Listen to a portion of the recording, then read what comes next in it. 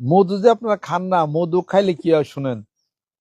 মধুর মধ্যে কি থাকে? অ্যামাইন অ্যাসিড থাকে, ক্যালসিয়াম থাকে, সুগার থাকে, অ্যামাইন অ্যাসিড আছে। এই অ্যামাইন অ্যাসিডের কি ফাংশন? আপনার মেরুদণ্ডটাকে সঠিক রাখে। মধু খাইলে মেরুদণ্ডের হাড়ের ব্যথা জীবনও হবে না কোনো। প্রচুর অ্যামাইন অ্যাসিড থাকে।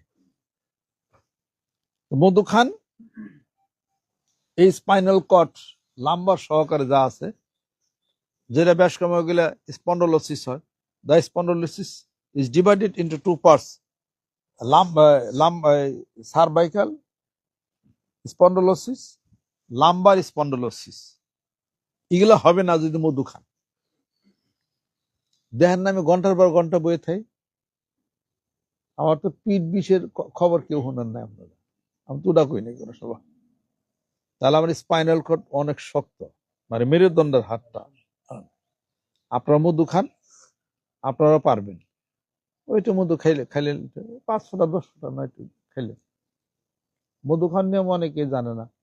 মধু খান নিয়ম হলো ডাইনাতে মধু নিয়ে 4টা খাইতে হবে, 1 নম্বর। 2 নম্বর, মধু খাওয়ার পরে পানি খাবেন অথবা মধু খাওয়ার আগে পানি খাবেন।